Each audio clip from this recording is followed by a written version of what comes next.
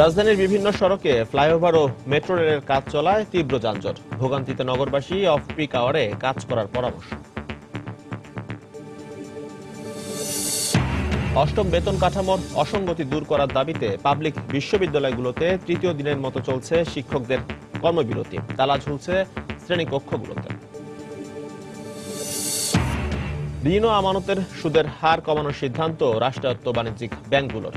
তবে খেলাপি ঋণ আদায়ে বেশি মনোযোগী হওয়ার পরামর্শ অর্থনীতিবিদদের। এবং বাণিজ্য মেলার 2 সপ্তাহেও এখনো জমে ওঠেনি বিদেশি প্যাভিলিয়নগুলো। চালু হয়নি বেশ কিছু স্টল। ভিসা জটিলতা সহ পণ্যের উচ্চ শুল্ক হারকে দায়ী করছেন উদ্যোক্তারা।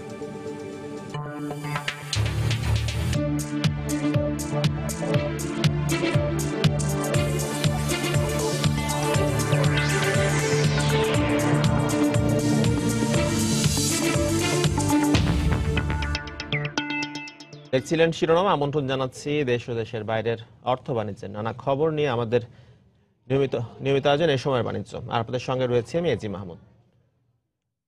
দর্শক, পাবলিক বিশ্ববিদ্যালয় নিয়ে কথা বলছেন, আর এই মুহূর্তে আমরা সরাসরি চলে যাচ্ছি সেখানে।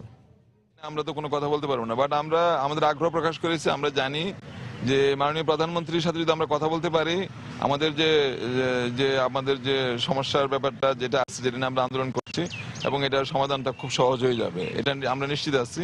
কিন্তু সময়টা উনি কখন দেবেন না দেবেন, এটা তো উনি মাননীয় প্রধানমন্ত্রী, উনি দেশের প্রধানমন্ত্রী, এটা তো ওনার উপর নির্ভর করে। এখানে আমরা কোনো কিছু বলতে পারবো না।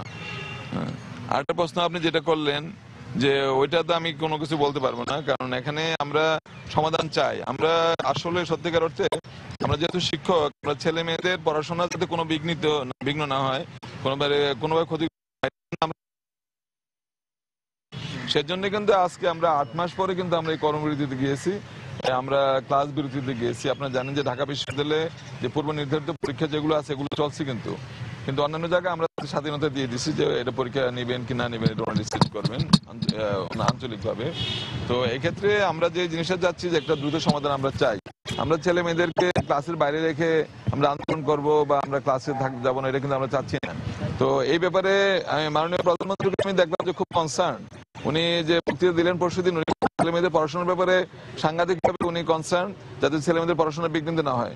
তো আমি মনে করি যে উনি যদি একটু উদ্যোগ নেন এবং যদি এই ব্যাপারটাতে উনি যদি সক্রিয় কোনো ভূমিকা রাখেন, তাহলে এটার সমাধানটা কিন্তু খুব সহজ। এই একটা কথা আমি বলতে পারি। এটা আমরা তো আমরা অপেক্ষা করে আছি যে উনি কখন আমাদেরকে ডাকবেন। আমরা অবশ্যই ওনার সাথে কথা বলবো, এবং আমি মনে করি যে আমরা কালকে কালকে আমি এবং আমাদের মহাসচিব ডক্টর মাকসুদ কামাল, উনি আমাদেরকে কালকে আহ্বান করেছিলেন, অনুরোধ করেছিলেন, আমরা ওনার সাথে দেখা করেছি। এবং এই সমাধানের যে বিভিন্ন কারণ ওনাদের হাতে কিন্তু নাই, উনি খুবই আন্তরিক। আমরা আপনাদেরকে আগেও জানিয়েছি, মাননীয় শিক্ষামন্ত্রী অনেক আন্তরিক, এবং ওনার সাথে আমাদের কতবার দেখা হয়েছে এবং মিটিং হয়েছে আমরা কিন্তু ভুলে গেছি। এত অধিক সংখ্যক মিটিং হয়েছে ওনার সাথে, এবং প্রতিবারই কিন্তু উনি আশ্বস্ত করেন, আন্তরিক খুব, কিন্তু সমাধানটা কিন্তু ওনার হাতে নেই আসলে। এটা আছে অন্য মন্ত্রণালয়, কনসার্ন যারা অর্থ মন্ত্রণালয় এবং অন্য, এবং ওনার সাথে আমরা আলাপ করেছি, এবং সচিব মহোদয়ের সাথে আমরা শেয়ার করেছি যে কিভাবে সমাধানটা হতে পারে। বাট এই জায়গায় আমরা চূড়ান্ত কোনো সিদ্ধান্ত দেওয়ার কোনো সুযোগ নেই, কারণ যেহেতু ওনাদের হাতে জিনিসটা নেই। বাট আমরা ওনাদের সাথে পরবর্তী পর্যায়ে আবার কথা বলবো। সেক্ষেত্রে আপনাদের আন্দোলনটা আসলে কিভাবে চলবে? দর্শক, অষ্টম বেতন কাঠামোর অসঙ্গতি নিয়ে কথা বলছিলেন শিক্ষক সমিতির সভাপতি ফরিদউদ্দিন আহমেদ। দর্শক, বাণিজ্য সময়ের মূল খবরে যাওয়ার আগে আপনাদের জানাতে চাই, আগামী 17 এপ্রিল বছর পূর্ণ করতে যাচ্ছে সময় সংবাদ। এ উপলক্ষে মাস জুড়ে দর্শকের কাছে অনুষ্ঠানে দেশের প্রতিটি জেলায় যাবে সময় সংবাদ দল, জানবে সময় সংবাদ নিয়ে তাদের মতামত। দর্শকের কাছের যাত্রায় আজ থাকছে মাগুরা। দর্শক, এই মুহূর্তে মাগুরার দর্শকদের সঙ্গে রয়েছেন সহকর্মী সাজিদ রাজব। সরাসরি চলে যাচ্ছি সেখানে।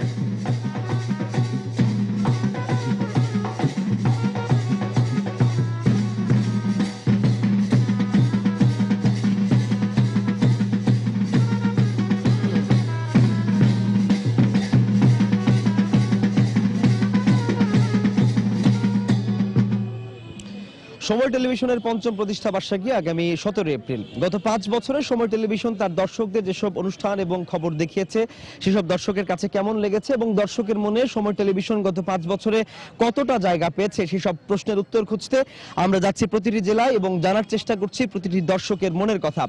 তো তারই ধারাবাহিকতা আমরা চলে এসেছি আজ মাগুরায়। এখানে যে মাগুরায় যে সবচেয়ে বিখ্যাত একটি কলেজ সরকারি হোসেন শহীদ সোহরাওয়ার্দী কলেজ, সেই কলেজের যে মূল ফটকের সামনের চত্বরটিতে আমরা এখন রয়েছি। এখানে আমাদের সঙ্গে যোগ দিয়েছেন এই কলেজের শিক্ষক শিক্ষার্থী সহ এই জেলার বিভিন্ন শ্রেণী পেশার মানুষ এবং বিভিন্ন বয়সী মানুষ আমাদের সঙ্গে যোগ দিয়েছেন। তো তাদের কথা জানতে আমরা চলে যাব তাদের কাছে। আমাদের পাশে বেশ কিছু লোকজন কিন্তু আছেন, দর্শকরা রয়েছেন, তাদের কথা জানাতে আমাদের সঙ্গে যোগ দিয়েছেন। তো এমন একজন দর্শকের প্রতিক্রিয়া জানতে আমরা চলে যাচ্ছি তার কাছে। সময় টেলিভিশনের কাছে আপনি কি প্রত্যাশা করেন, কি চান, কি দেখতে চান? আমি সময় টেলিভিশনের একজন নিয়মিত দর্শক। সময় টেলিভিশনে সংবাদ পরিবেশন সহ বিশেষ করে সাংস্কৃতিক অঙ্গন এবং ক্রীড়া অঙ্গনের যে এটা আরও ব্যাপক প্রচার হওয়া উচিত। বিশেষ করে মাগুরায়, আমাদের মাগুরা জেলার কথা একটু বলবো। মাগুরা জেলায় যথেষ্ট সাংস্কৃতিক এবং ক্রীড়া ব্যক্তিত্ব রয়েছেন, তাদের সম্বন্ধে আরও বেশি বেশি প্রোগ্রাম প্রচারিত হলে এবং এই অনুষ্ঠানগুলো নিয়মিতভাবে প্রচারিত হলে আমরা মাগুরাবাসী হিসেবে আমরা খুব খুশি। আপনাকে অনেক ধন্যবাদ। শিক্ষা, সংস্কৃতি এবং ক্রীড়া বিষয়ক অনুষ্ঠান উনি বেশি দেখতে চান। আরেকজন দর্শক এখানে রয়েছেন, তার কথা জানতে চাইবো। আমি খান শফিউল্লাহ, আমি এই কলেজের একজন শিক্ষক। আমি যেটা চাইবো সময় টিভির কাছে, যে সময় টিভির আমি নিয়মিত একজন দর্শক। সময় টিভি বাংলাদেশের ইতিহাস, ঐতিহ্য, বিশেষ করে মুক্তিযুদ্ধ এবং বাংলাদেশের যে সমস্ত আনাচে কানাচে যে সমস্ত আপনার সম্পদ, ইতিহাস, ঐতিহ্য এবং প্রত্নতত্ত্ব, এই সমস্ত বিষয়গুলো, মুক্তিযুদ্ধের যে সমস্ত। আপনাকে ধন্যবাদ। মুক্তিযুদ্ধ এবং ইতিহাস, ঐতিহ্যের খবর তিনি বেশি দেখতে চান। আপনার কাছে জানতে চাইবো যে গত 5 বছরে আপনার প্রত্যাশা সময় টিভি কতটা পূরণ করতে পেরেছে? ধন্যবাদ। আমি ডক্টর মোহাম্মদ রবিউল ইসলাম। সময় টিভি আমাদের যুগের চাহিদার সাথে, অর্থাৎ সময়ের যে দাবি, সেই দাবি যথেষ্টভাবে পূরণ করেছে। বিশেষ করে টিভিতে বিভিন্ন সময় যে আলোচনা হয়, সেই আলোচনা যে যুক্তিপূর্ণ আলোচনা, সেটা আমাদের অনেকের বিশেষ করে জ্ঞানের খোরাক পূরণ করে। তবে আমার একটু বিশেষ অনুরোধ হলো যে গ্রাম অঞ্চলে, আমাদের গ্রামভিত্তিক দেশ, গ্রাম অঞ্চলের বিভিন্ন বিষয়ভিত্তিক আলোচনা যদি নিয়ে আসা হয় তাহলে আমার মনে হয় সময় টিভি পরিপূর্ণভাবে শতভাগ মানুষের আশা পূরণ করতে পারবে। আপনাকে ধন্যবাদ। আপনি সম্পাদকের কথা বলছিলেন এবং সময় সংলাপের কথা উনি বলছিলেন, পাশাপাশি গ্রাম অঞ্চলের খবর দেখতে চান। আপনার কাছে জানতে চাইবো আমাদের প্রতি কোনো পরামর্শ রয়েছে কিনা। আমি বিকাশ চন্দ্র আজবা, সহযোগী অধ্যাপক, বাংলা বিভাগ। আমি সময় সংবাদের আমাদের প্রতি কোনো পরামর্শ রয়েছে? হ্যাঁ, পরামর্শ আছে। পরামর্শ হলো যে সময় টিভি আমরা নিয়মিত দেখি এবং উপভোগ করি। আপনাকে ধন্যবাদ। এই কলেজের অধ্যক্ষ আমাদের সঙ্গে যোগ দিয়েছেন, তার কাছে জানতে চাইবো সময় টিভি গত 5 বছরে আপনার প্রত্যাশা কতটা পূরণ করতে পেরেছে? ধন্যবাদ সময় টিভিকে। আমি বিশেষভাবে টেলিভিশনের নিউজ চ্যানেলগুলোই বেশি দেখি, তার মধ্যে সময় টিভি অন্যতম একটি চ্যানেল, যেটা আমি প্রতিনিয়তই নিউজ চ্যানেল দেখি। তো আমি সময় টিভির কাছে প্রত্যাশা করি যে আমাদের শিক্ষা প্রতিষ্ঠানের যে সমস্ত ঐতিহ্যবাহী শিক্ষা প্রতিষ্ঠান আছে, এই সমস্ত প্রতিষ্ঠানের বর্তমান কি সমস্যা, এই সকল সমস্যা কিভাবে কি সমস্যা আছে এবং তার কিভাবে সমাধান করা যায়, আরো কিভাবে তুলে ধরা যায় সে বিষয়ে উনি বলছিলেন। আমরা নারী দর্শকরা কিন্তু আমাদের সঙ্গে যোগ দিয়েছেন, তাদের কাছে জানতে চাইবো যে বাসায় অনুষ্ঠান দেখা নিয়ে পরিবারের সদস্যদের মধ্যে রিমোট নিয়ে কাড়াকাড়ি হয় কিনা এবং এর মধ্যে সংবাদ কতটা জায়গা পায়। কাড়াকাড়ি তো হয়ই, ধন্যবাদ সময় টিভিকে। আমার বিশেষ করে বাচ্চাদের প্রোগ্রাম বেশি দেখালে ভালো হয়। বাচ্চাদের জন্য তো টিভি দেখায় এখন, ওরাই সব রিমোট। আপনাকে ধন্যবাদ। আরেকজনের কথা জানতে চাইবো যে আমাদের প্রতি কোনো পরামর্শ রয়েছে কিনা আপনার। আপনারা শিক্ষা প্রতিষ্ঠানের যে সমস্ত উন্নয়নমূলক কাজগুলো হয় বা বিতর্ক, তারপরে যে সমস্ত কো কারিকুলার অ্যাক্টিভিটিস গুলো হয়, এগুলো যদি দেখান তাহলে আরো উৎসাহ। আপনাকে ধন্যবাদ। কো কারিকুলার অ্যাক্টিভিটিস এর কথা উনি বলেছেন। আমাদের সঙ্গে এই এলাকার আইন শৃঙ্খলা রক্ষাকারী বাহিনীর সদস্যরা যারা রয়েছেন, এদের ঊর্ধ্বতন একজন কর্মকর্তা আমাদের সঙ্গে যোগ দিয়েছেন। তিনি বলতে চাচ্ছিলেন সময় টিভি তিনিও রেগুলার দেখেন এবং তার কাছে জানতে চাইবো তার প্রত্যাশা কি, সময় টেলিভিশনে আর কি দেখতে চান। ধন্যবাদ আপনাকে। মাগুরার পক্ষ থেকে সময় টিভিকে আন্তরিকভাবে অভিনন্দন এবং ধন্যবাদ। আমরা জানি যে একটি মিডিয়া সবচেয়ে বড় একটি প্ল্যাটফর্ম, যেখানে মিনিমাম সময়ে ম্যাক্সিমাম মেসেজ মানুষকে দেওয়া যায়। তা আমরা অতি অল্প সময়ে জনপ্রিয় হয়ে এটা একটা চ্যানেলের নাম হচ্ছে সময় চ্যানেল। এর মাধ্যমে আমরা যেহেতু জানি যে এটি একটি সংবাদ নির্ভর একটি চ্যানেল, এর পাশাপাশি এখানে টক শো হয়, সময় সংলাপ হয়। আপনাকে অনেক ধন্যবাদ। আপনি অনেক অনুষ্ঠান দেখেন এবং খবর দেখেন। আপনার কাছে জানতে চাইবো যে মাগুরাবাসীর প্রত্যাশা সময় টিভি কতটা পূরণ করতে পেরেছে? ধন্যবাদ। সময় টিভির জন্মদিনের শুভেচ্ছা অভিনন্দন মাগুরার পক্ষ থেকে। আমরা মনে করি যে বাংলাদেশের যতগুলি সংবাদ নির্ভর চ্যানেল আছে সেখানে শক্তিশালী একটি চ্যানেল সময় টিভি এবং দর্শকদের কাছে গ্রহণযোগ্যতা অনেক অনেক বেশি। আপনাকে ধন্যবাদ। দর্শক, আমাদের সঙ্গে এই শিক্ষা প্রতিষ্ঠানের শিক্ষার্থীরা যেমন যোগ দিয়েছেন, পাশাপাশি এখানকার স্থানীয় যে তরুণ যারা রয়েছেন, যুব সমাজের অংশ যারা, তারাও আমাদের সঙ্গে যোগ দিয়েছেন। তো এদের মাঝখান থেকে আমি এক তরুণীর সঙ্গে একটু কথা বলবো যে আপনার কাছে কি মনে হয় সময় টেলিভিশন আপনার প্রত্যাশা কতটা পূরণ করতে পেরেছে এবং তরুণদের পক্ষ থেকে আপনাদের কিছু বলার আছে কিনা? অবশ্যই আমি সময় টেলিভিশনের একজন নিয়মিত দর্শক এবং সময় টেলিভিশনের সংবাদ এবং সংবাদের ছবি প্রোগ্রামটা আমার খুব ভালো লাগে। সেই সঙ্গে আমরা আশা করব আমাদের মাগুরা ছোট শহর, আমাদের ছোট ছোট যে কর্মসূচিগুলো, রাজনৈতিক এবং সামাজিক সাংস্কৃতিক কর্মসূচিগুলো যদি গুরুত্ব সহকারে দেখানো হয় তাহলে আমরা খুশি হব এবং ভবিষ্যৎ প্রজন্মকে মুক্তিযুদ্ধের সপক্ষে শক্তিতে পরিণত করার লক্ষ্যে আপনারা যদি দেশের মুক্তিযোদ্ধাদেরকে নিয়ে বিভিন্ন প্রোগ্রামগুলো দেখান। এবং আপনাকে ধন্যবাদ। মুক্তিযুদ্ধ বিষয়ক একটি অনুষ্ঠান আমাদের আছে এবং আমরা রেগুলার সেটি দেখাই। আমাদের যে মাগুরা প্রতিনিধি বিশ্বজিৎ বাপি, তিনি বিভিন্ন ঘটনার খবর আমাদেরকে পাঠান এবং দেখান। তো তার কাছে জানতে চাইবো যে মাগুরাবাসীর বেশি চাওয়া কোনগুলো এবং কোন কোন খবর কি কি আঙ্গিকে আপনি আমাদেরকে পাঠান এবং কভার করেন? ধন্যবাদ। আমি সংবাদ সংগ্রহ করতে যেয়ে দেখেছি আমাদের মাগুরার মানুষ কৃষ্টি, কালচার এবং শিক্ষা, এটাই আমাদের মাগুরার মানুষ সবসময় চেয়ে থাকে। এবং আমাদের মাগুরায় ছড়িয়ে ছিটিয়ে আছে প্রত্যন্ত অঞ্চলে অনেক আমাদের শিল্পী, কলাকৌশলী এবং সংস্কৃতি মনা ব্যক্তিত্ব। আমরা যদি সময় টেলিভিশনের মাধ্যমে আমরা যদি তাদেরকে আমাদের খবরের মাধ্যমে আমরা যদি দেখাইতে পারি, এটা মাগুরার মানুষের অনেক দিনের চাওয়া। আমাকে বারবার এ বিষয়ে অনেক রিকোয়েস্ট। আপনাকে ধন্যবাদ। আরেকজন নারী দর্শকের সংক্ষিপ্ত একটা মতামত নিয়ে আমরা আজকের অনুষ্ঠান শেষ করব। আপনার কাছে কি মনে হয় সময় টিভির কাছে কি প্রত্যাশা? সময় টিভি অনেক ভালো প্রোগ্রাম তারা উপস্থাপন করে এবং এর ভিতর দিয়ে জাতি গঠন হচ্ছে। আমি দাবি করব তাদের কাছে জোরালোভাবে যে বাংলার ইতিহাস, ঐতিহ্য, কৃষ্টি, কালচার এগুলো যাতে বেশি করে উপস্থাপন করা হয়, বিশেষ করে গ্রামীণ জীবন।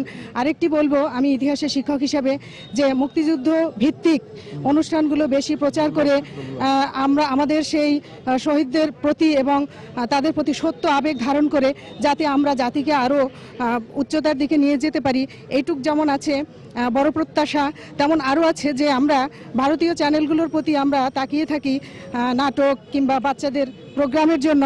তো সেই ক্ষেত্রে আমি বলবো যে শিশুদের। আপনাকে ধন্যবাদ। আমরা দেশীয় চ্যানেলের পাশাপাশি বিদেশি চ্যানেলগুলোর দেখা বন্ধ করে দেশীয় চ্যানেলগুলো যাতে বেশি দেখা যায় সে বিষয়ে অনেকেই মতামত দিয়েছেন। তো আমরা আসছি বিকেল 4:30টায় রাজবাড়িতে।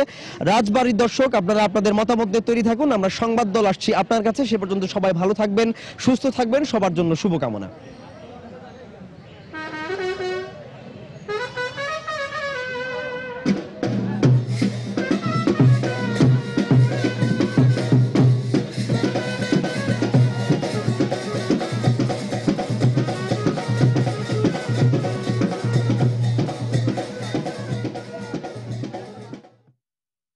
দর্শক, সময় সংবাদ নিয়ে দর্শকদের মতামত জানাতে মাগুরার দর্শকদের সঙ্গে আমাদের সঙ্গে সরাসরি যোগ দিয়েছিলেন সহকর্মী সাজিদ তাজু। যাচ্ছি পরের প্রসঙ্গে।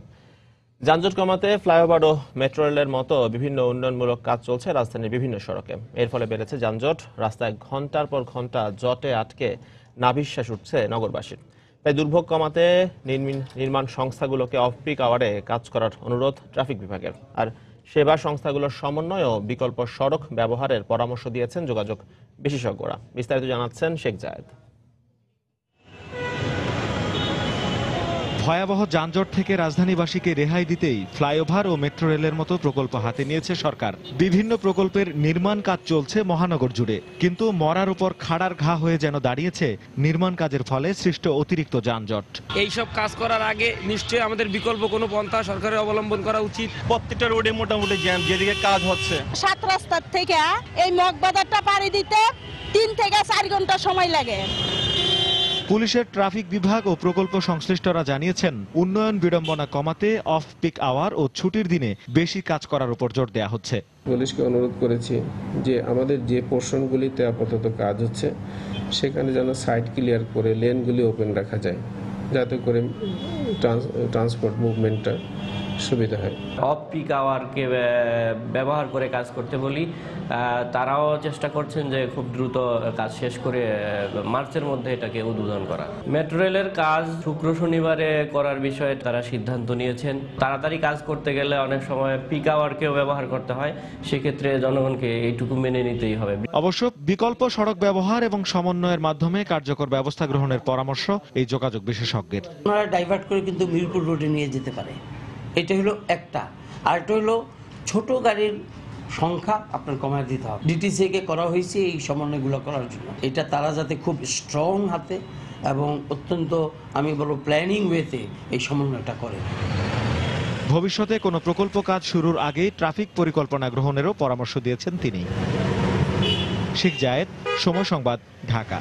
অষ্টম জাতীয় বেতন কাঠামোতে অসঙ্গতি দূর করার দাবিতে পাবলিক বিশ্ববিদ্যালয়ের শিক্ষকরা আজ তৃতীয় দিনের মতো লাগাতার কর্মবিরতি পালন করছেন। বাংলাদেশ শিক্ষক সমিতি ফেডারেশনের ব্যানারে কর্মসূচি পালন করছেন তারা। এদিকে সকাল 8টা থেকে বিভিন্ন অনুষদে ক্লাস শুরুর কথা থাকলেও আজও ঢাকা বিশ্ববিদ্যালয় সহ দেশের সব পাবলিক বিশ্ববিদ্যালয়ে কোনো পরীক্ষা বা ক্লাস অনুষ্ঠিত হয়নি।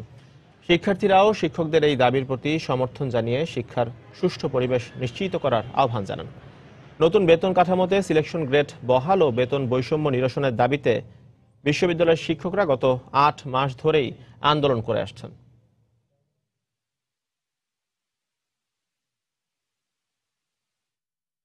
দর্শক, অষ্টম বেতন কাঠামোর অসঙ্গতি দূর করার দাবিতে আজও কর্মবিরতি পালন করছেন দেশের 37টি পাবলিক বিশ্ববিদ্যালয়ের শিক্ষকরা। আর এই মুহূর্তে শাহজালাল বিজ্ঞান ও প্রযুক্তি বিশ্ববিদ্যালয়ে রয়েছেন রিপোর্টার আব্দুল আহাদ, রাজশাহী প্রকৌশল ও প্রযুক্তি বিশ্ববিদ্যালয়ে রয়েছেন সাইফুর রহমান রকি, ময়মনসিংহের বাংলাদেশ কৃষি বিশ্ববিদ্যালয়ে রয়েছেন রিপোর্টার হারুনুর রশিদ। আমরা সরাসরি চলে যাব তাদের কাছে। শুরুতেই যাচ্ছি আহাদের কাছে। ধন্যবাদ মাহমুদ, আপনি যেটা বলছিলেন যে আসলে অষ্টম জাতীয় বেতন কাঠামো সংশোধন করে শিক্ষকদের মর্যাদা ফিরিয়ে দেওয়ার দাবিতে শিক্ষকরা যে আন্দোলন করছেন আজ 3 দিন থেকে ক্লাস পরীক্ষা বর্জন করে লাগাতার কর্মবিরতির মাধ্যমে সিলেটের শাহজালাল বিশ্ববিদ্যালয় 3 দিন থেকে অনেকটা অচল হয়ে গেছে, এমনটি আপনাদের আমি বলতে পারি যে শিক্ষকদের এই আন্দোলনের কারণে আজ 3 দিন থেকে এই ক্যাম্পাসে কোনো ধরনের ক্লাস হচ্ছে না, পরীক্ষা হচ্ছে না এবং যারা শিক্ষার্থী যারা রয়েছে তারা ক্যাম্পাসে এসে ফিরে যাচ্ছে। এবং আসলে আজ সকালে আমি যেটা দেখেছি যে যথারীতি অন্যান্য দিনের মতো ক্যাম্পাসের বাসগুলো শহরের দিকে ছেড়ে গিয়েছিল, কিন্তু এই প্রত্যেকটি বাস ইতিমধ্যে ক্যাম্পাসে এসে প্রবেশ করেছে, কিন্তু সবগুলো বাসই ফাঁকা এসেছে, যদিও কর্মকর্তা এবং শিক্ষক যারা রয়েছেন তারা মূলত এই ক্যাম্পাসে এসেছেন। তো একটি বিষয় আপনাদের জানিয়ে রাখি যে যেহেতু শিক্ষকদের এই কর্মসূচি 3 দিন থেকে চলছে, যে কারণে ক্যাম্পাসে যে 5টি ছাত্রাবাস রয়েছে সবগুলো ছাত্রাবাসের প্রায় 50% শিক্ষার্থী ইতিমধ্যে তাদের বাসা বাড়িতে চলে গেছে। তো আমি কথা বলেছিলাম যে কয়েকজন শিক্ষার্থীদের সাথে যে এইটি কি কারণে হচ্ছে, তারা বলেছে যে যেহেতু ক্যাম্পাসে কোনো ধরনের ক্লাস হচ্ছে না, পরীক্ষা হচ্ছে না এবং সেটি কবে হবে সেটিও অনিশ্চিত, যে কারণে তারা তাদের বাসা বাড়িতে চলে যাচ্ছে এবং শুধুমাত্র এখন যারা আছে যাদের সামনে পরীক্ষা আছে এবং পরীক্ষা হওয়ার সম্ভাবনা আছে তারাই মূলত এখন এই ক্যাম্পাসে আছে। তো আসলে আমি শিক্ষকদের সাথে কথা বলেছিলাম, আমাকে শাহজালাল বিশ্ববিদ্যালয়ের শিক্ষক সমিতির যিনি সাধারণ সম্পাদক রয়েছেন অধ্যাপক ডক্টর মোহাম্মদ আব্দুল গনি, তিনি বলেছেন যে আজকে 11:30টার সময় এই ক্যাম্পাসে তারা একটি মিছিল করবেন এবং তারপরে সমাবেশ করবেন এবং এই সমাবেশ থেকে তারা একটি আলটিমেটাম হয়তো ছুড়ে দিবেন, যতক্ষণ পর্যন্ত সরকার যদি তাদের এই দাবিগুলো মেনে নেয় তবে হয়তো তারা এই কর্মসূচি থেকে সরে আসবে। তো শিক্ষার্থীরা বলছেন যে শিক্ষকদের এই আন্দোলনের কারণে মূলত তাদেরই ক্ষতি হয়ে যাচ্ছে। আপনারা জানেন যে শাহজালাল বিশ্ববিদ্যালয়ে মাত্র কিছুদিন আগেও আরেকটি আন্দোলনের কারণে শিক্ষার্থীরা লম্বা সেশন জটে পড়েছে। তো এরকম যদি দীর্ঘায়িত হয় শিক্ষকদের এই আন্দোলন, তবে মূলত শিক্ষার্থীরাই বেশিরভাগ সাফারার হবে। তো এই হলো শাহজালাল বিশ্ববিদ্যালয়ের শিক্ষকদের কর্মবিরতির খবর। আমরা এখন চলে যাব রাজশাহীতে, সেখানে আছেন প্রকৌশল বিশ্ববিদ্যালয়ে আমাদের সহকর্মী রকি। বেতন কাঠামোতে পাবলিক বিশ্ববিদ্যালয়ের শিক্ষকদের অন্তর্ভুক্ত না করাই মূলত এই অচল অবস্থা সৃষ্টি হয়েছে বিশ্ববিদ্যালয়গুলোতে। আমি এখন রুয়েট প্রকৌশল ও প্রযুক্তি বিশ্ববিদ্যালয়ে আছি, রাজশাহী প্রকৌশল ও প্রযুক্তি বিশ্ববিদ্যালয় রুয়েটে। আমি এখানে সকালে এসেছি, এখানে এসে দেখেছি যে এখানে কিন্তু এক ধরনের অচল অবস্থা তৈরি হয়েছে, সেটি হচ্ছে ক্লাস এবং পরীক্ষা কোনো কিছুই হচ্ছে না। এটি মূলত 11 তারিখ থেকেই এই অচল অবস্থা তৈরি হয়েছে।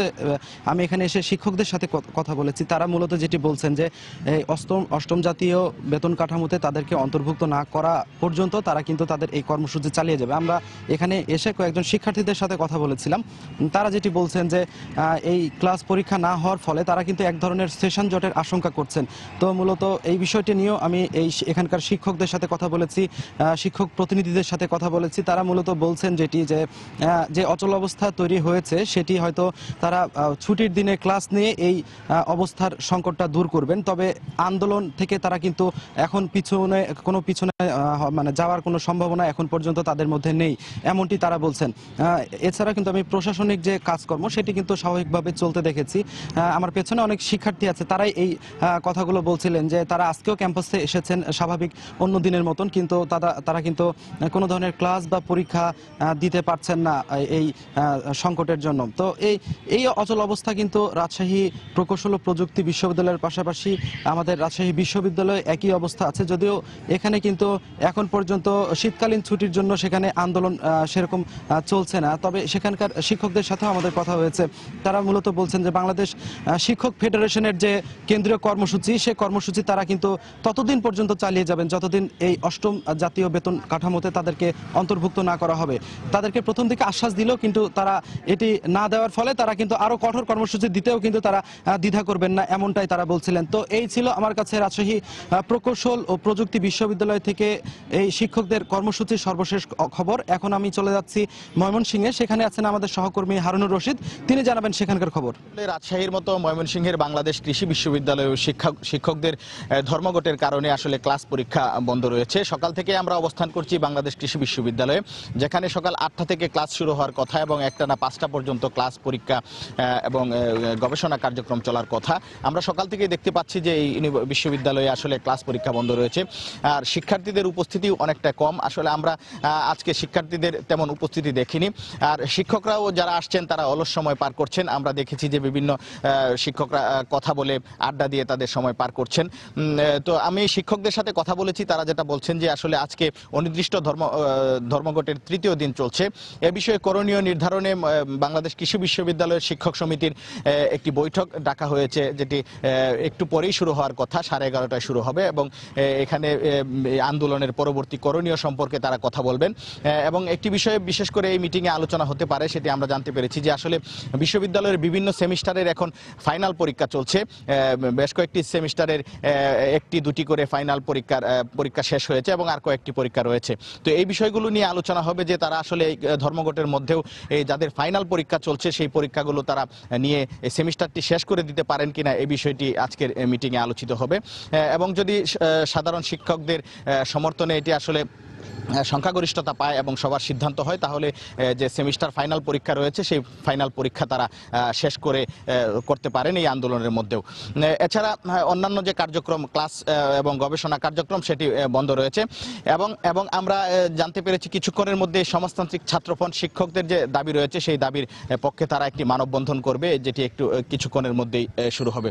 সব মিলিয়ে আসলে বাংলাদেশ কৃষি বিশ্ববিদ্যালয়ে ক্লাস পরীক্ষা পুরোপুরি বন্ধ রয়েছে এই ধর্মঘটের কারণে। শিক্ষার্থী সবার দাবি যেন সরকার এই বিষয়টি দ্রুত সমাধান করে শিক্ষার সুষ্ঠু পরিবেশ ফিরিয়ে দেন।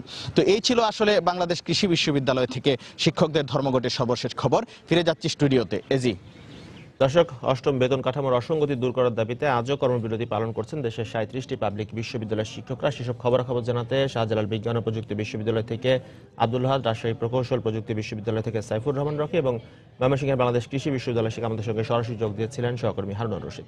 যাচ্ছি পরের প্রসঙ্গে। নতুন বছরে ঋণ ও আমানতের সুদের হার পুনর্নির্ধারণের সিদ্ধান্ত নিয়েছে রাষ্ট্রায়ত্ত বাণিজ্যিক ব্যাংকগুলো।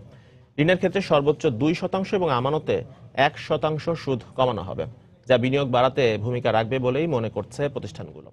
তবে ঋণদান কার্যক্রম বাড়ানোর পরিবর্তে রাষ্ট্রায়ত্ত ব্যাংকগুলোকে খেলাপি ঋণ আদায়ের দিকে বেশি মনোযোগী হওয়ার পরামর্শ দিয়েছেন অর্থনীতিবিদরা। বিস্তারিত জানাচ্ছেন ইমতিয়াজ আহমেদ। গত বছর কয়েক দফায় তাদের আমানতের সুদের হার কমালো, এবার ঋণের বিপরীতে সর্বোচ্চ 2% সুদ কমানোর সিদ্ধান্ত নিয়েছে রাষ্ট্রায়ত্ত ব্যাংকগুলো। একই সঙ্গে আমানতের উপর 1% সুদ কমানো হবে। সিদ্ধান্ত অনুযায়ী সরকারি ব্যাংকগুলো ঋণের ক্ষেত্রে সর্বোচ্চ 14% এবং আমানতের ক্ষেত্রে সর্বোচ্চ 7% সুদ আদায় করবে। সম্প্রতি রাষ্ট্রীয় মালিকানাধীন ব্যাংকগুলোর ব্যবস্থাপনা পরিচালকদের এক বৈঠকে এমন সিদ্ধান্ত নেওয়া হয়েছে। এর মধ্য দিয়ে রাষ্ট্রায়ত্ত ব্যাংকগুলোর ঋণদানের পরিধি আরও বাড়বে বলে মনে করছে ব্যাংক কর্তৃপক্ষ। গতবারের চেয়ে এই বছরটা আরো ভালো যাবে। এই বছর বিনিয়োগ অবশ্যই একটু বেশি হবে, কারণ আমরা সুদের হারও কমাচ্ছি। আমাদের বর্তমান স্প্রেড কিন্তু 3% আমরা নিচ্ছি। বাংলাদেশ ব্যাংকের যে স্ট্যান্ডার্ড যে ফর্মুলা, সেই ফর্মুলা অনুসারে আপনার ছোট ছোট ঋণ গ্রহীতার প্রতি আমরা বেশি আগ্রহ করছি, দেখাচ্ছি এসএমই কার্ড বা মাইক্রো ক্রেডিট বা অন্যান্য ক্রেডিটের প্রতি আমরা কিন্তু বেশি করে জোর দিচ্ছি। তাতে ব্যাপক সংখ্যক লোককে আমরা ঋণ দিতে পারছি, কিন্তু পরিমাণগত দিকে কিন্তু ওইভাবে বাড়ানো যাচ্ছে না। তবে মুদ্রাবাজারে সরকারি ব্যাংকের খুব বেশি প্রভাব নেই উল্লেখ করে অর্থনীতিবিদরা বলছেন, সুদের হার কমানোর পাশাপাশি ঋণ আদায়ের দিকে তাদের বেশি নজর দেওয়া জরুরি। তারা ঋণ কমালে সেটা হচ্ছে সরকারি পলিসির কারণে। আমি এই কারণে বলছি যে তারা 5,000 কোটি টাকা লস করতেছে, সরকার দিয়ে দিচ্ছে, তাদের তো কোনো লাভ প্রফিট করতে হয় না। সরকারি ব্যাংকের জবাবদিহিতা নাই, তাদের ঋণ আদায়ের সক্ষমতা নাই, তাদেরকে দিয়ে কিছু মার্কেট ট্রেন্ড জাজ করাটা ঠিক হবে না। আগামী ফেব্রুয়ারি থেকে রাষ্ট্রায়ত্ত বাণিজ্যিক ব্যাংকগুলোতে নতুন এই সুদের হার কার্যকর হবে বলে ব্যাংক সূত্রে জানা গেছে। ইমতিয়াজ আহমেদ, সময় সংবাদ, ঢাকা। বিমানকে আরো লাভবান করতে কার্গো সার্ভিস চালুর উপর গুরুত্ব আরোপ করেছেন প্রধানমন্ত্রী শেখ হাসিনা। গতকাল সকালে বিমানের বহরে দুটি যাত্রীবাহী বোয়িং বিমান সংযুক্ত হওয়ার পর আয়োজিত অনুষ্ঠানে কথা বলেন তিনি। এ সময় তিনি আরো বলেন, বিশ্বের কাছে বাংলাদেশের সুনাম বাড়াতে কাজ করতে হবে বাংলাদেশ বিমানকে। বাংলাদেশের ময়ূরপঙ্খী আর মেঘদূত ডানা মেলার অপেক্ষায় বিদেশের পথে। রাষ্ট্রীয় পতাকাবাহী এয়ারলাইন বিমানের নতুন সংযোজন 162 আসনের দুটি নতুন প্রজন্মের উড়োজাহাজ বোয়িং 737-800। হযরত শাহজালাল বিমানবন্দরের ভিভিআইপি লাউঞ্জে বিমান দুটির অন্তর্ভুক্তি অনুষ্ঠানে প্রধানমন্ত্রী শেখ হাসিনা বলেন, সম্পদের সীমাবদ্ধতা থাকলেও বিমানের উন্নয়নে আগ্রহী সরকার। এখন যেগুলি আমরা করে দিলাম, আপনারা জানেন যে আমাদের সম্পদের সীমাবদ্ধতা ছিল, সেই অবস্থায় তারপরও আমরা এতগুলি বিমান যখন কিনে দিচ্ছি, এটাকে রক্ষণাবেক্ষণ করা, এর মানটা নিয়ন্ত্রণ করা, এটা যেন দীর্ঘদিন আপনাদের সার্ভিস দিতে পারে, সেগুলি দেখার দায়িত্ব কিন্তু আপনাদের কর্মকর্তা কর্মচারী সকলেরই রয়েছে। আমরা কষ্ট করে দিয়ে যাচ্ছি, কিন্তু রক্ষা করতে হবে আপনাদের, আর বাংলাদেশের মান সম্মান সেটার জন্য উন্নত হয়। প্রধানমন্ত্রী বলেন, হযরত শাহজালাল বিমানবন্দরকে আধুনিকায়নের উদ্যোগ নেওয়া হয়েছে, নির্মাণ করা হচ্ছে নতুন একটি টার্মিনাল। বিমানকে যদি আরো লাভজনক করতে হয়, আমি মনে করি বিমানের কার্গো প্রয়োজন। আমাদের কিন্তু নিজস্ব কার্গো নেই, অথচ আমরা রপ্তানি করি, বিদেশ থেকে সবাই কার্গো ভাড়া করে নিয়ে এসে রপ্তানি করে, এবং সেই সাথে সাথে এর নিরাপত্তা বিষয়, যত মালপত্র যেগুলি যায় সেগুলি স্ক্যান করা, সেগুলি দেখাশোনা এবং আমাদের নিরাপত্তা বিষয়ে আমরা বিশেষ নজর দিয়েছি। এ নিয়ে বিমানের বহরে নতুন প্রজন্মের বোয়িং এর সংখ্যা হলো 6টি। আগামী বছর বিমানে যুক্ত হবে দুটি সর্বাধুনিক ড্রিম লাইনার বোয়িং এবং তার পরের বছর যুক্ত হবে আরো দুটি। আপনারা সবাই আন্তরিকতার সাথে কাজ। শাহ আলী জয়, সময় সংবাদ, ঢাকা। মাসব্যাপী ঢাকা আন্তর্জাতিক বাণিজ্য মেলা 2 সপ্তাহ পার হলেও এখনো জমে ওঠেনি বিদেশি প্যাভিলিয়নগুলো। ভারত, পাকিস্তান, ইরান কিংবা থাইল্যান্ডের অধিকাংশ প্যাভিলিয়নেই এখনও চালু হয়নি বেশ কিছু স্টল। এখন অগোছালো আয়োজনের পেছনে ভিসা জটিলতার সঙ্গে পণ্যের উচ্চ শুল্ক হারকেই দায়ী করছেন বিদেশি উদ্যোক্তারা। এদিকে বিদেশি প্যাভিলিয়নগুলো পুরোপুরি জমে না ওঠায় মেলার আকর্ষণ অনেকটাই কম বলে মনে করছেন দর্শনার্থীরা। 90 দশকের মাঝামাঝি শুরু হওয়া ঢাকা আন্তর্জাতিক বাণিজ্য মেলা এর মধ্যেই পার করেছে 20টি আসর। ধীরে ধীরে বেড়েছে মেলার পরিসর, বেড়েছে অংশগ্রহণকারী প্রতিষ্ঠানের সংখ্যাও। চলমান 21তম আয়োজনে এবছর 38টি প্যাভিলিয়নে যুক্তরাষ্ট্র, যুক্তরাজ্য, ভারত, পাকিস্তান সহ 5টি মহাদেশের 22টি দেশ মেলায় অংশ নিয়েছে। কিন্তু এবারও প্রতি বছরের মতো বেশ কিছু স্টল পড়ে আছে অব্যবহৃত অবস্থায়। দু একটিতে মাত্রই শুরু হয়েছে নির্মাণ কাজ। কেন এই দুরবস্থা, আর কেনই বা স্টল বরাদ্দের পরও শুরু হয়নি পণ্য প্রদর্শনী? 1 কেজি পণ্যের শুল্ক কেউ দিচ্ছে 300, কেউ দিচ্ছে 600 টাকা, আর আমি দিয়েছি 900 টাকা। এটা কোনো সিস্টেম হলো? আপনি পাকিস্তান প্যাভিলিয়নে যান, দেখবেন সব শূন্য। যদি তাদের ভিসা না দেয়া হয়, তাহলে আমন্ত্রণ কেন দিয়েছে বাংলাদেশ?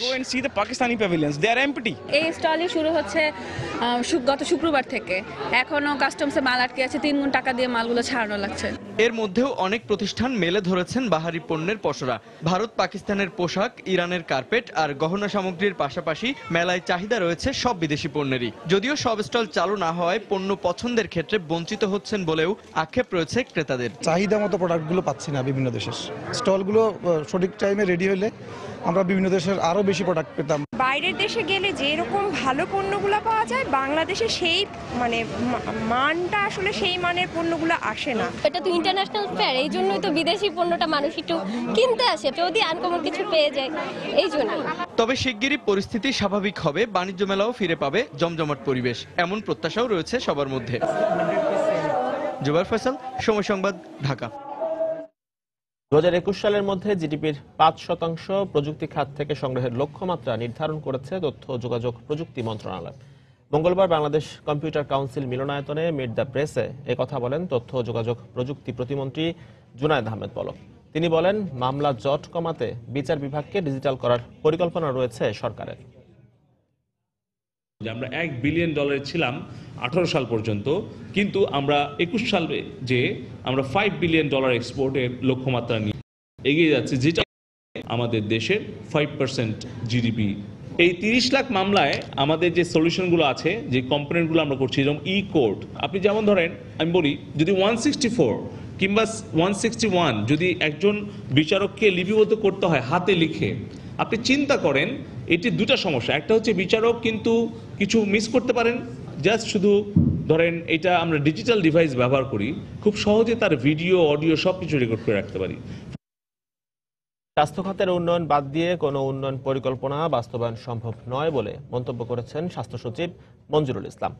মঙ্গলবার সকালে পলিসি রিসার্চ ইনস্টিটিউট পিআরআই আয়োজিত স্বাস্থ্য খাতে বাংলাদেশের ব্যয় নিয়ে সেমিনারে তিনি কথা বলেন। তিনি বলেন, এমডিজিতে বাংলাদেশ স্বাস্থ্য খাতের সাফল্য দেখিয়েছে, এখন এসডিজি লক্ষ্যমাত্রা পূরণ করতে এগিয়ে যেতে হবে বাংলাদেশকে। সে লক্ষ্য সামনে রেখে এই খাতের গুণগত পরিবর্তনের দিকে নজর দিচ্ছে বর্তমান সরকার।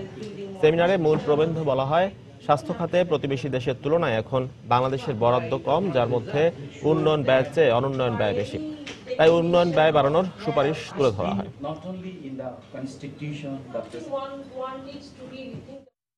টেকসই সবুজ অর্থনীতির উন্নয়ন সরকারের একার পক্ষে সম্ভব নয় মন্তব্য করে বাংলাদেশ ব্যাংকের গভর্নর ডক্টর আতিউর রহমান বলেছেন, জ্বালানি সাশ্রয়ী সবুজ শিল্প গড়তে সরকার ও ব্যক্তি খাতকে একসঙ্গে পথ চলতে হবে।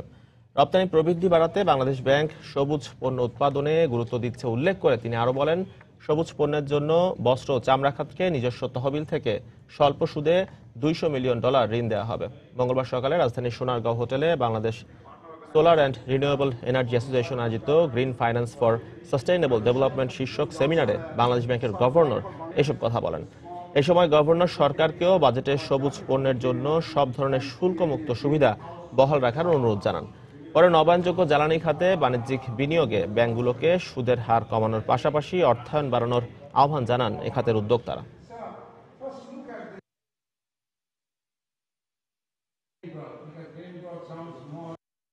অর্থায়নের যে কৌশল আমরা গ্রহণ করেছি, এটাকে আরও সামনে নিয়ে যাবার জন্য আমাদের ব্যক্তি খাতের সাথে সংযোগ না করে কোনো উপায় নেই। শুধু সরকার এত বড় চ্যালেঞ্জ মোকাবেলা করতে পারবেন না। $200 মিলিয়ন ফরেন এক্সচেঞ্জে আমরা লোন দেব অল্প সুদে, যেটা আমাদের এই লেদার এবং গার্মেন্টস ইন্ডাস্ট্রিতে যারা গ্রিন প্রোডাক্ট উৎপাদন করবেন তাদের জন্য এটা আমরা করছি। সরকারকেও আমরা অনুরোধ করব, বাজেটে সব রকমের শুল্ক সুবিধা এবং অন্যান্য সুবিধা যেন তারা অব্যাহত রাখেন।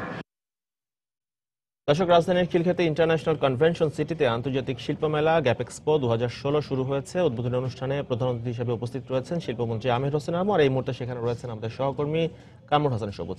আমরা সরাসরি চলে যাচ্ছি তার কাছে। সবুজ,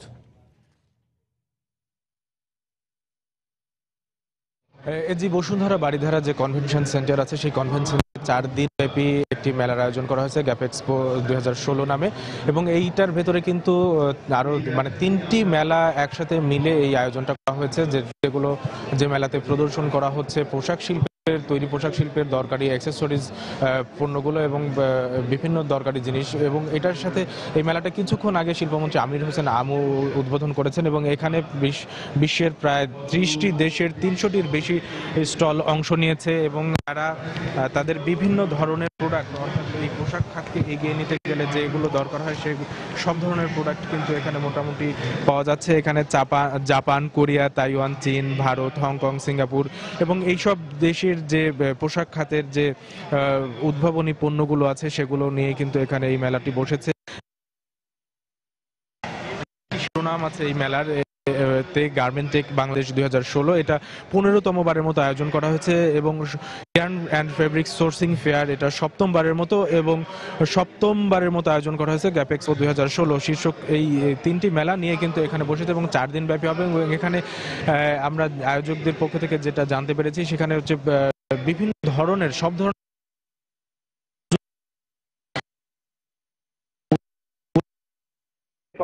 যেখানে এই মেশিনারিজ থেকে শুরু করে সবকিছুই প্রদর্শন করা হচ্ছে। এবং আপনি জানেন যে এখানে কিন্তু যে বাংলাদেশের যে পোশাক খাতকে এগিয়ে নিতে গেলে কিন্তু অর্থাৎ যে রপ্তানি লক্ষ্যমাত্রা অর্জন করার যে টার্গেট আছে সেই টার্গেট অর্জন করতে হলে কিন্তু যে ব্যাকওয়ার্ড লিঙ্কেজ গুলোকে কিন্তু এগিয়ে আসতে এবং এই প্রদর্শনীটা সেই ব্যাকওয়ার্ড লিঙ্কেজের জন্য খুবই গুরুত্বপূর্ণ ভূমিকা রাখবে, এমনটাই কিন্তু প্রধান অতিথি অর্থাৎ আজকের অনুষ্ঠানের যে প্রধান অতিথি শিল্পমন্ত্রী আমির হোসেন আমু তার উদ্বোধনী বক্তব্যে কিন্তু এমনটাই বলেছেন এবং এই খাতের সহায়তা করার জন্য। আপনাকে ধন্যবাদ। দর্শক, রাজধানীর খিলক্ষেত ইন্টারন্যাশনাল কনভেনশন সিটিতে আন্তর্জাতিক শিল্প মেলা গ্যাপ এক্সপো 2016 শুরু হয়েছে। সেখানকার খবর জানাতে আমাদের সঙ্গে সরাসরি যোগ দিয়েছিলেন সহকর্মী কামরুল হাসান সবুজ। দেশের বাইরের অর্থ বাণিজ্যের খবর। বাড়ি কেনার নাম করে বিদেশে অর্থ পাচার করছেন চীনা বিলিয়নিয়াররা। বহুদিন থেকেই এমন অভিযোগ উঠে আসছে তাদের বিরুদ্ধে। আর বিশ্লেষকরা মনে করছেন এখনই এই পাচার ঠেকাতে না পারলে অচিরেই দেশটির অর্থনীতিকের মাশুল গুনতে হবে। প্রতি বছরই ধনীর সংখ্যা বাড়ছে চীনে, আর এর সঙ্গে পাল্লা দিয়ে বাড়ছে এসব নব্য ধনীদের বাড়ি কেনার হার। দেশের অর্থনীতি মন্থর এবং মুদ্রাবাজার অস্থির, এই অজুহাতে তারা বাড়ি কিনছেন বিশ্বের উন্নত দেশগুলোতে। আর এ তালিকায় তাদের পছন্দের শহরের শীর্ষে আছে সিডনি, নিউ ইয়র্ক, হংকং এবং ভ্যাঙ্কুভার। এক পরিসংখ্যানে দেখা গেছে 2014-তে যুক্তরাষ্ট্রে বাড়ি কেনা বাবদ প্রায় $3,000 কোটি খরচ করেছে চীনারা। আর বাড়ি প্রতি তাদের গড় ব্যয়ের পরিমাণ $8,32,000 করে। যুক্তরাষ্ট্রের আবাসন খাতে বিদেশি বিনিয়োগকারীদের মধ্যে শীর্ষে চীনারা। শুধু তাই নয়, চীনাদের উপর নির্ভর করেই চাঙা হয়ে উঠছে বিভিন্ন দেশের রিয়েল এস্টেট ব্যবসা। কিন্তু সম্প্রতি এক পর্যালোচনায় বের হয়ে এসেছে এইসব বাড়ি কেনার পেছনের চমকপ্রদ তথ্য। বাড়ি কেনার অজুহাতে তারা আসলে বিদেশি মুদ্রা পাচার করছেন। ইবিএস এর তথ্য মতে 2014-তে প্রায় $32,400 কোটি বিদেশে পাচার করেছে চীনারা। আর 2015-তে মুদ্রা বাজার অস্থিরতার সুযোগে শুধুমাত্র অগাস্ট ও সেপ্টেম্বর মাসেই প্রায় $2,000 কোটি চলে গেছে চীনের সীমানা পার হয়ে। অথচ দেশটির নিয়ম অনুযায়ী একজন চীনা মাত্র $50,000 সমপরিমাণ অর্থ দেশের বাইরে নিতে পারেন। তাহলে কিভাবে হচ্ছে এই বিপুল পরিমাণ অর্থ পাচার? জানা গেছে দেশটির নিম্ন সারির বিভিন্ন ব্যাংক, হংকংয়ের মানি এক্সচেঞ্জার প্রতিষ্ঠানগুলো বন্ধু ও পরিবারের লোকজন বেড়াতে যাওয়া, পণ্য আমদানিতে নকল রসিদ ব্যবহার করে এবং সশরীরে সীমান্ত পার হয়ে হাতে হাতে পাচার হচ্ছে এই অর্থ। এদিকে চীন সরকারের এই বিষয়ে টনক না নড়লেও দেশটির মূলধন পাচারের ঘটনায় উদ্বিগ্ন বিশ্লেষকরা। নাজিয়া শাকুর, সময় সংবাদ। বেসরকারি ব্যাংক হিসাবে মিয়ানমারে যাত্রা শুরু করল শিও ডেভেলপমেন্ট ব্যাংক। ইয়াঙ্গুনের পল্লী এবং শহর এলাকায় ব্যবসায়িক স্বার্থেই ব্যাংকটি প্রতিষ্ঠিত হয়েছে বলে জানিয়েছেন প্রতিষ্ঠানটির কর্মকর্তারা। এ বিষয়ে শিও ডেভেলপমেন্ট ব্যাংকের পরিচালক ইউথেইন উইন জানিয়েছেন, মিয়ানমারের 70% দরিদ্র মানুষ যাদের ব্যাংকিং খাতের সাথে তেমন কোনো সংশ্লিষ্টতা নেই, তাদের জন্যই কাজ করবে এই ব্যাংকটি। পাশাপাশি দরিদ্র জনগোষ্ঠীকে ক্ষুদ্র মাঝারি আকারে ঋণ দিয়ে ব্যবসা শুরু করতে উৎসাহিত করবে এই ব্যাংকটি। এদিকে এই বিষয়ে মিয়ানমারের কেন্দ্রীয় ব্যাংক কর্তৃপক্ষ জানিয়েছে, বিদেশি বিনিয়োগ বাড়াতে চলতি বছর আরও অনেক ব্যাংকে কার্যক্রম শুরুর অনুমোদন দেবে কেন্দ্রীয় ব্যাংক। ব্যাংকগুলো কাজ করবে পল্লী অঞ্চলের কাছে সহজভাবে ব্যাংকিং সেবা পৌঁছে দেওয়ার জন্য। বর্তমানে মিয়ানমারে 4টি সরকারি, 24টি বেসরকারি এবং 9টি বিদেশি ব্যাংক রয়েছে। ইউক্রেন ইস্যুতে পশ্চিমাদের আরোপিত নিষেধাজ্ঞায় ক্ষতিগ্রস্ত হয়েছে রাশিয়া। সম্প্রতি জার্মানির গণমাধ্যমের কাছে দেয়া এক সাক্ষাৎকারে এমন কথা জানিয়েছেন রুশ প্রেসিডেন্ট ভ্লাদিমির পুতিন। রাশিয়ার ওপর যুক্তরাষ্ট্র এবং ইউরোপীয় ইউনিয়নের নিষেধাজ্ঞা হুমকি হিসেবে কাজ করছে বলে জানান তিনি। এ সময় তিনি আরও বলেন, বর্তমানে জ্বালানি তেলের দাম কমার কারণেই সবচেয়ে বেশি ক্ষতিগ্রস্ত হচ্ছে রুশ অর্থনীতি। তেল গ্যাস রফতানিতে বিপুল পরিমাণ রাজস্ব আয় থেকে বঞ্চিত হচ্ছে দেশটি। প্রবৃদ্ধি নেমে গেছে ৩.৮%, মূল্যস্ফীতি বেড়ে দাঁড়িয়েছে 12.7%। তবে স্থিতিশীল রয়েছে বাণিজ্য ঘাটতি, পাশাপাশি বেড়েছে স্বর্ণের মজুদও। 2014 সাল থেকেই ক্রিমিয়া দখলকে কেন্দ্র করে রাশিয়ার ওপর চড়াও হয় পশ্চিমা বিশ্ব। 2015 সালের ডিসেম্বরে মস্কোর ওপর নিষেধাজ্ঞার মেয়াদ আরও 6 মাস বাড়ায় ইইউ। প্যারিসে সন্ত্রাসী হামলার পর থেকে ফ্লাইট বাতিল এবং বুকিং কমে যাওয়ায় ডিসেম্বরে $7.60 কোটি লোকসান দিতে হয়েছে দেশটির বিমান নির্মাতা প্রতিষ্ঠান এয়ার ফ্রান্সের। গেল মাসে উত্তর আমেরিকা এবং এশিয়ার ফ্লাইটগুলোই বেশি ক্ষতিগ্রস্ত হয়েছে। সেই সাথে ডিসেম্বরে গ্রাহক কমেছে 1.1%। একই কারণে নভেম্বরে প্রতিষ্ঠানটির লোকসান হয়েছে প্রায় $5 কোটি। তবে ডিসেম্বরের শেষ দিক থেকে খানিকটা বাড়তে শুরু করেছে ফ্লাইট বুকিংয়ের পরিমাণ। এ খবরের পর বাড়তে শুরু করেছে এয়ার ফ্রান্সের শেয়ারের দাম ও সূচকও। কার্বন নিঃসরণ কেলেঙ্কারির পরেও চলতি বছর যুক্তরাষ্ট্র এবং পশ্চিম ইউরোপে গাড়ির বিক্রি বেড়েছে জার্মান গাড়ি নির্মাতা প্রতিষ্ঠান ফোক্সওয়াগনের। সম্প্রতি প্রতিষ্ঠানটির প্রকাশিত এক রিপোর্টে দেখা গেছে 2015 সালে 9.93 কোটি গাড়ি ডেলিভারি দিয়েছে ফোক্সওয়াগন। এর মধ্যে বিক্রি বাড়ায় উত্তর আমেরিকায় প্রতিষ্ঠানটির প্রবৃদ্ধি হয়েছে 4.4%। আর পশ্চিম ইউরোপে অন্তত 3.43 কোটি গ্রাহক ফোক্সওয়াগনের নতুন গাড়ি কিনেছেন গেল বছরে। জার্মানি, ইতালি এবং স্পেনেও ভালো বিক্রি হয়েছে এই প্রতিষ্ঠানটির গাড়ি। তবে এই সময়টায় রাশিয়া এবং ব্রাজিলে 36.8 এবং 38.1% পর্যন্ত কমেছে প্রতিষ্ঠানটির গাড়ি বিক্রি।